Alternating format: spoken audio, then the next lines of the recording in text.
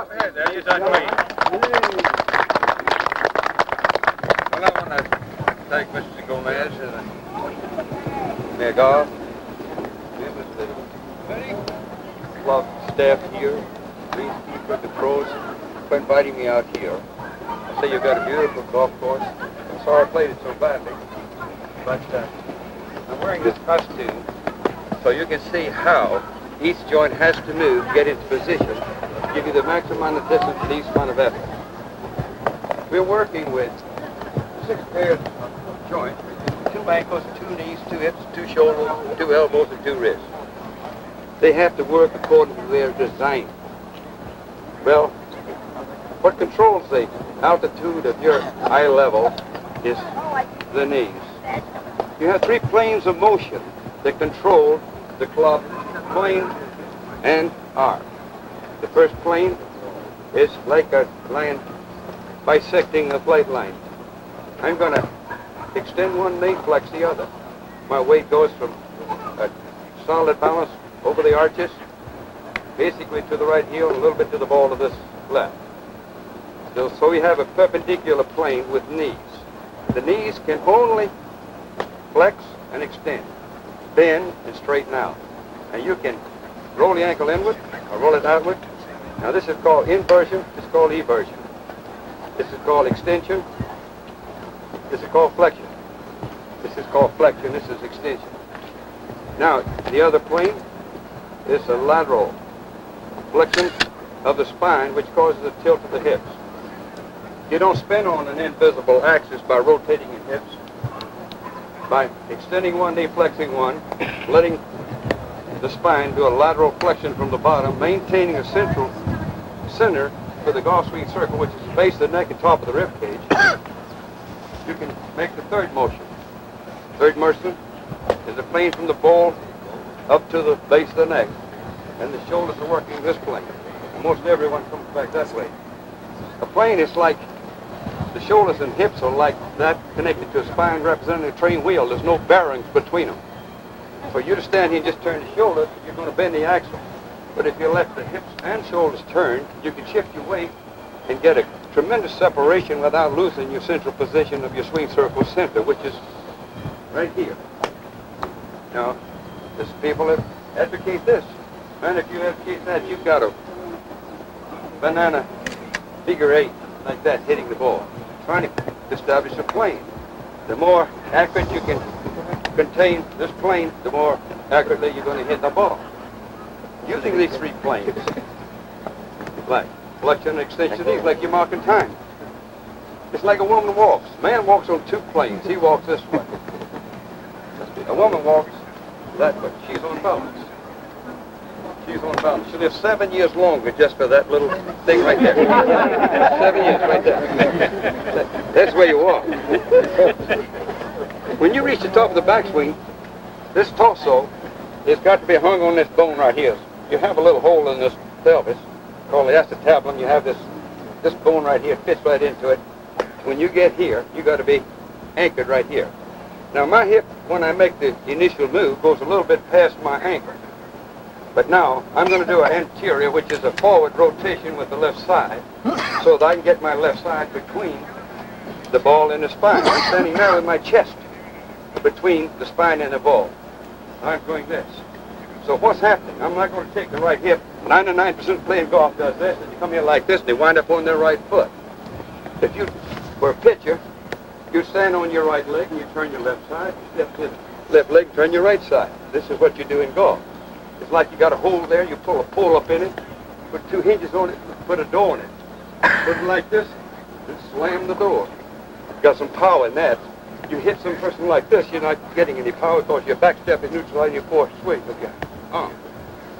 You take this, starting now, from the angle of address. Most people, all books tell you it's bent from the weight. If you do that, you're going to wind up with arthritis because it's going to turn the edges of the spine, the vertebrae, into each other, and they're going to rub there and cause a calcification there, because they're going to rub the edges off and you get arthritis of the spine. But if you incline from this ball and socket joint of this hip right here, maintain the normal contour of the spine, There's no collapsing of the vertebrae and the rubbing of the inner edges of the vertebral disc, like that. How far do you bend when you incline from the ball and socket joints of the hip? First, I'm going to separate my toes about wide my shoulders. My heels a little bit closer to each other than my toes. Well, that's basically the way my feet said if I'm going to just lay them on the ground. I'm not going to put them this way. I'm not going to put them that way. They're this natural. See? Now I'm going to bend from the ball and socket joints of the hips. And when I bend from the solid socket joints of the hips, I'm inclined toward that ball about 30 degrees. I want enough room between the end of my hands and the bottom of my torso so this leg can get in between this leg and the golf club and arms. You don't hit it off the front, you hit it off the side.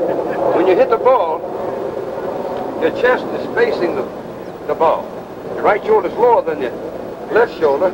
Your weight is balanced on your left leg. Now this right side will turn on in here. So when you finish up, just before you come out of the angle of address, the right side is between the spine and the ball. This is as long as you can stay in the angle of address. At this point here, my spine will straighten up, and my back will arch in towards my belly button, and I'll finish up here like a rooster crowing, you know? In balance on that left leg. I'm not going to step back. I'm going to do just like we have coordinated. This leg and this arm are working together. You've never seen anyone left, right walk unless it's just a motto. So it's left and right and left. That's where you balance. Left and right and left. Not left, right, left, right. It looks like an idiot of some animal trying to walk. You're a human being, you learn how to walk on a line instead of like that. When you learn how to control knees and ankles, hips and spine, shoulders, you've got the pivot. That's called the pivot. Now, what's left? When you once take your grip, I think he showed you the grip. These three fingers are underneath those phalanx, the second phalanx, that hand underneath, the thumb and heel hands on top. These first phalanx of the index fingers in front. The ring finger of the right hand is up against the index of the left. The bulbous end of this right thumb is resting in this segment called the phalanx, first and second phalanx of your thumb like this. These two phalanx right here are not cupped under, they're behind it. The butt rests against the back. This heel is pushed down into this curve here, and these fingers are gripping against each other. This phalanx against that phalanx. That's where you grip the club. You learn the grip. Learn how to stand over. How far do you stand? Now I'm standing erect. I lean until my hands hang from my shoulders over the tips of my toes, and then I have working room. You see so many people come here and they take the club, put the shaft on the ground instead of the sole on the ground. You measure it. After you took this club, you measure it out. It's like a compass. Compass is an instrument you draw a circle with. I'm going to put this club out here. I'm going to adjust myself from the base of my abdomen so I have working room to get in to hit the ball, get the inertia of the body working while I amplify my hand to get the shot. When I make this measurement, now I'm opening this compass. This is one point, that's the other. That must be contained on the space of this major triangle from here up to here, from here to here, from here to here. Now if I take this thing and come in here like this, I'm taking this plane. You must contain it. So my arms don't make an inward movement. They respond to the action of the shoulders, go back to that. How far can you take your hands back together without them separating? I'll show you. As soon as you pass that right foot, if you don't bend your right elbow, your head moves.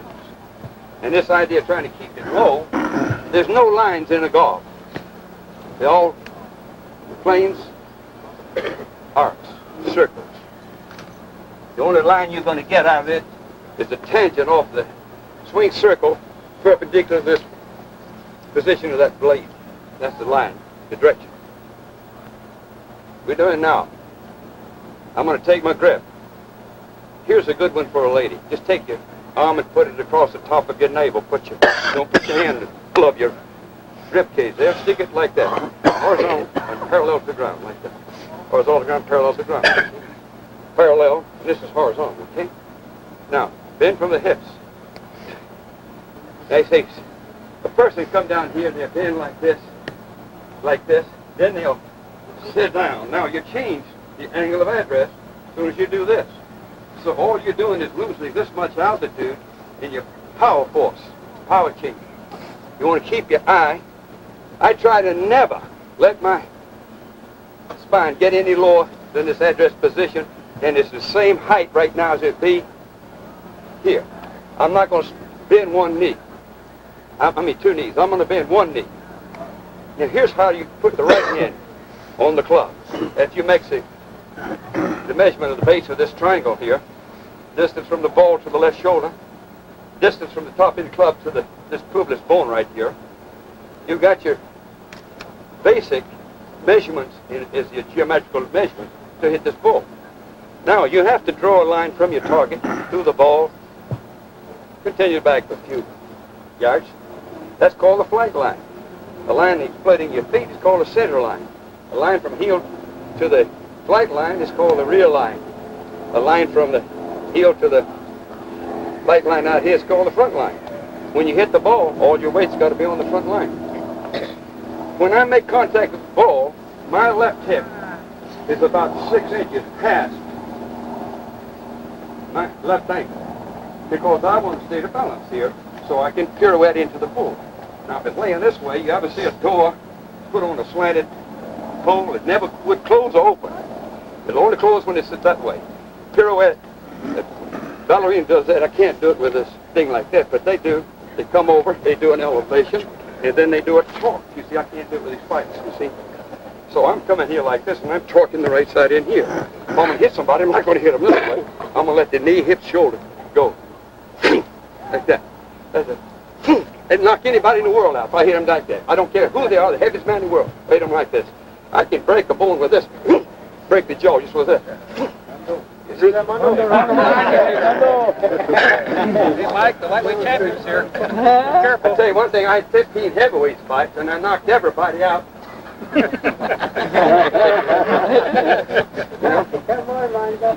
15 heavyweight fights. Never lost. Now watch how you make the measurement to put your right hand on this ball. A lot of people stand here like this. Now they're going to get the right hand below, they're going to pick it up, now they're going to sit down. They look like a bullfrog trying to jump. Okay? Watch this. I've got this measurement here. If I stand here, square ankle, square knee, square hip, square shoulder, I got square hands. But that hand's got to go below that other hand. Get that hand below that, watch what I do. I do a lateral flexion of the spine. Flexing the right knee, lets the right hip drop and right shoulder drop. My right hand is in proper position. I got a measurement. You can hit it with this hand and hit it with that hand. Give me a T.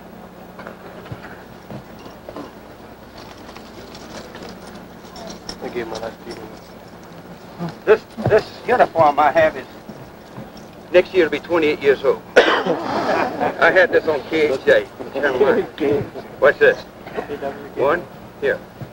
Now I'm going to hit this ball with this club.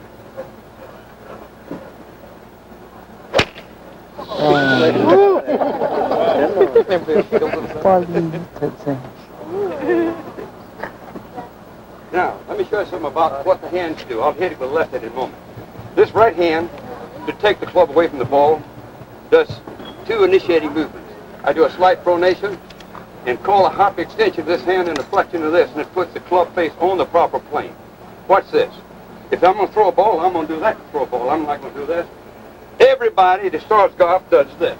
The club goes down and your head comes back and you do this to get back to the ball. The name of the game is keeping the club and shaft and arm on the plane. I'm going to cut a line right from my elbow right across here. Watch it. When I take this, the left is here. Right is here. Just watch what I do. That, right here, this elbow has to bend. That's like a karate. It's this. You're not going to take this thing and get it posterior to you, so you got to keep it anterior in front of you. The ball is in front of you. It's not behind, so you don't want your elbows behind you, see? So my right hand does this, that, this, and finishes by giving you that position right there. as you come down, don't try to move your arms. I pull the elbow. I start the downswing by a slight supination to keep from losing the plane. If I go this way, I'm off the plane. But if I come up here like this and come this way, I'm still on the plane. But 99% of the people come that way, and the club comes this way, and you make that outside in swing. But to keep this club on this plane, it's that. Your left arm is here. It works from the body forces. I never swing my arms. My arms are moving because my body is turning. If you stand here and you try to move your arms, you can move them fast, but it don't do you any good. There's no energy in here. You have to let the arms speed be the same as your shift in torso rotation. The amplifying of that force is done for that and that. That creates a semicircle. A golf swing constitutes a major circle, a semicircle within that. Timing is timing this pendulum semicircle where it catches up with your left shoulder, the left arm ball line. Like that. Now if it's here like that, that blade is open, you're going over there. You come in here and do like this, you're going over there. So it's a matter of timing the semicircle. The semicircle. Here's a semicircle. It's amazing what you can do with just a little action of the hands right here. You take it back like this and watch it. This, it'll go over.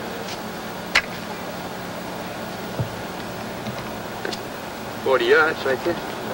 All I did was just waggle the hands. I'm not going to do this and this. Now, when you add the body, it's this and that, but not that. My shoulders are turning on this plane. Everybody turns on this plane, they lose the hip. You lost your hip position. You take this thing like this. I'm standing on this leg. My left side is turning. So my left side now is in between the spine and the ball. Started out chest between spine and ball. Left side in between chest and the ball. Spine. Right side in here. You have to stay in the angle of address until the right arm gets horizontal, the right shoulder catches up with the chin, the spine then straightens up. You finish this way.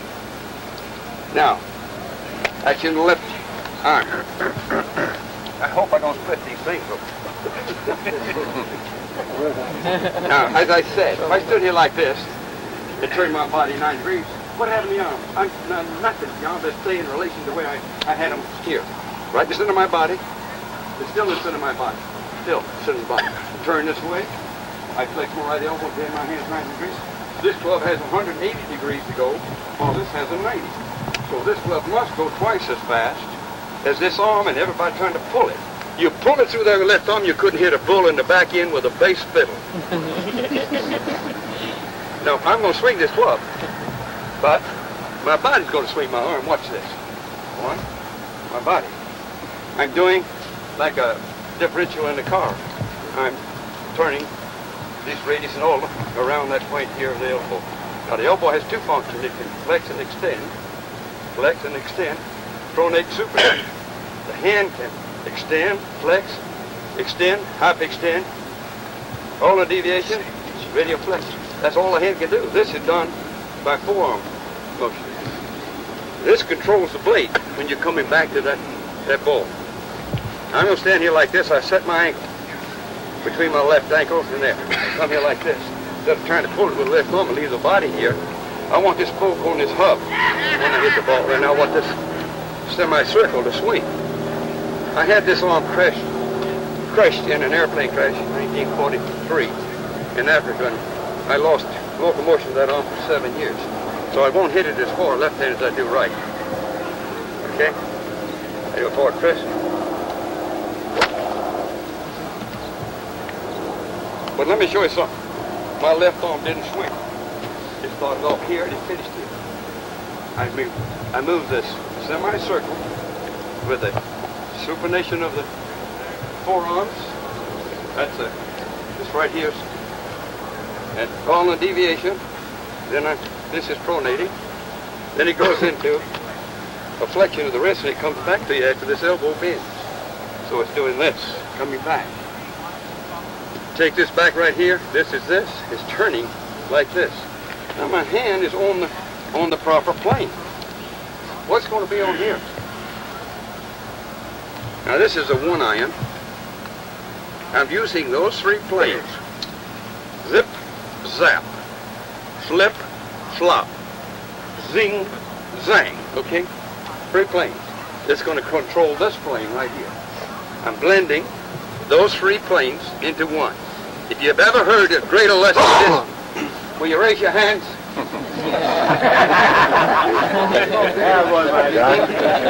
Well, you don't lecture in 23 countries, do all the analysis for the martial arts for the Japanese government, unless you know what the hell you're talking about. Go to lectures for the medical associations and lecture in 23 countries to schools and colleges. So you can't stand up there and make a fool of yourself because they're going to contest you. Yeah? I was back in Washington, D.C., and I'm the guest speaker for the week. The thing was running a little late, so they asked me to stay another day, and they had to come up with a little extra money. Then I'm the last on the agenda. I did a 2-hour lecture. Then I asked if there's any questions. I says, if you have, come up to the restroom here and take care of this mic. State your question. I wrote it on the board, chalkboard, and chalk. I put the answer here. And 6 of them came up out of 3,000. Then I asked them to remove their shirts. What the hell do we want to do that? I said, I'm going to prove to you that that's wrong and this is right. How are you going to do it? I said, face the curtain, I have electromyograph. I hooked them up to the electromyograph. It showed them step by step exactly what the golf swing does. I said, would you read it? It gives a readout, see? Then the chairman got up there and he says, well, he says, I'm sorry to me, Mr. Austin. He says, for these comrades of mine trying to make a fool out of you, I said, I'm glad it just reversed on them. And he says, if you people in the audience agree with me, would you please stand and hold down 3,000 stood? That made me feel rather good, you know. So I mean, it sounds like a cocky statement. But I've been doing this for 40 some odd years. I came out to California and I was a foreigner speaking a language that no one understood. But all those guys are picking up daisies somewhere or not playing golf. I'm still winning. Hey, Mike, talk about Oculant for a minute. What? Talk about Oculant. Oh, no, not right now. I've got to get this up. You know? I mean, they want to go to dinner sometimes a day. Now watch this in slow motion. I'm going to connect the 2 actions here. Now most everybody starts this way. I'm doing it just reverse. I press into a slight supinated position and flexed here. I'm doing a pronated and hyperextension here. And I come back by pressing the knee and stepping back on the right heel. And everything works with that. I stick it right into the slot, bisect from my shoulder, right between my ear and this right shoulder. That gives me the plane. Watch this in slow motion. 1, there. You take a club and put it on that ball and put it on here, you won't see this plane of mine like do that. You're going to see it contained almost like a mechanical machine. Because I studied the motion of this thing and they've got the most out of it. 3 years ago I was in Japan. I'm with a 350 club. In the 8 tournaments there, I averaged 308 yards for it. Of course, then I was 74. Young guy. No, sir. No, sir. I'm looking for supple quickness, not slowness. This thing is like a differential in the car. You lock that, you can't do it. Doodly all. Now this is a 1-iron, I think. Yes. I'm measuring the distance from my left shoulder forward, setting my feet, trying to line up where if I took this thing like this, that's where I'm going to. Not here, not there. My shoulders are lined up parallel, but my right shoulder is lower because my right hand and right hip are lower. So my right hand is lower. But my shoulders are facing that ball. Center of my chest facing that ball. My chest is right in between my spine. I'm not here. I'm not here. That'd be in a spot there, and that'd be in a spot over there. I want facing the ball. Understand? I'm going to take this club back. Slow motion.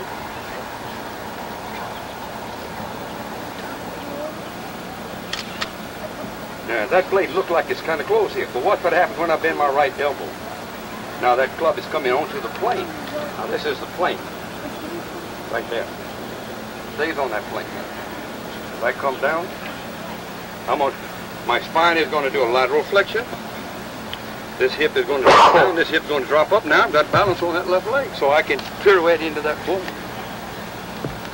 I'm not going to stand here and pull that hip back like this and hit down the ground like that, you see.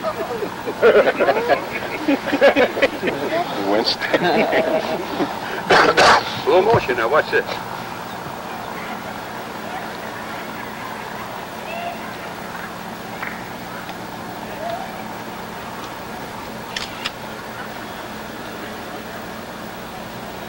Now my angle of address is contained as long as I can contain it. Now I'm here. I'm in balance on my left leg. Small of my back is arched up against my belly button. I'm swinging up so my belly button faces into the fairway.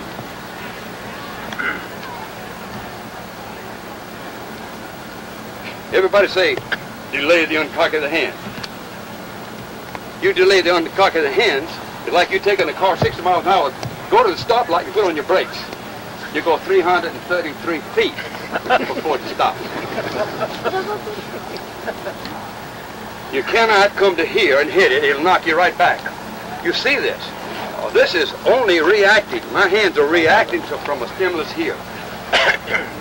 As I come down, if I'm going to hit a nail, 20-penny nail, I'm going to come in like this. I'm not going to hit it like this. I'm going to hit it from the elbow to the hand. Like that. Because my cock starts here to there. I'm not going to hit a nail this way. You'd never get to it. So it takes a hell of a lot of time for this club head to catch up with this left arm. Look here. There. What you're seeing down here, people take pictures and it look like your hands are like this. It's taking this time because of the movement of your weight off your right hip to your left hip to get in position to make this thing catch up. But I'm starting that club head right here. Just like that. If you started down here, it'll knock you right back there. Okay?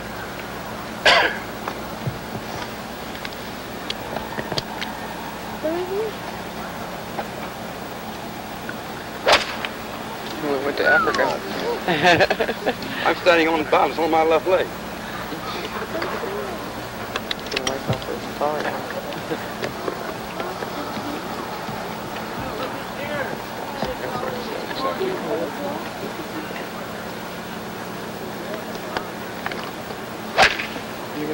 Wow, it's further.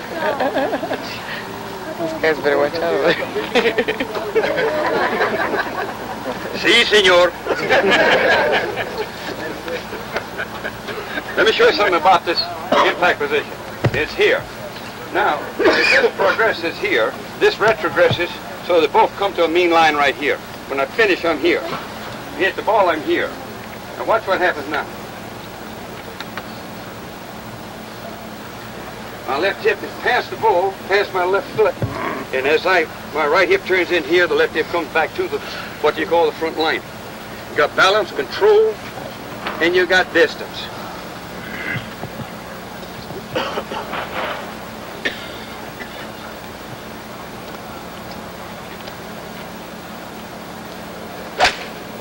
That dog will hunt right there.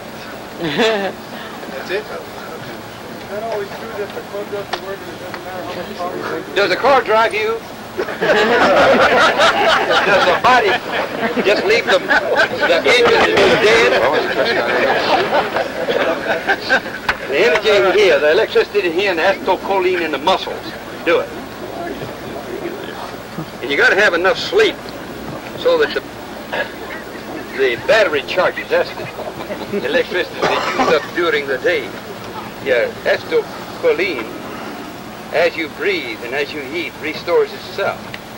But you better have some energy in that mind. If you're going to have some energy in that ball, you transmit out of this head into that head. Okay?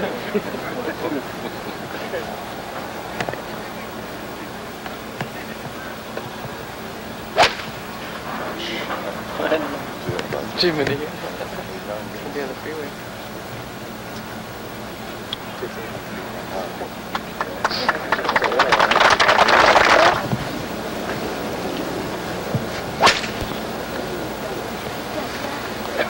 What's the off of your club. 8.5 or 8 3/4. That one hits you there. I think I've gained a little bit of weight since I had this suit made. We've been tight.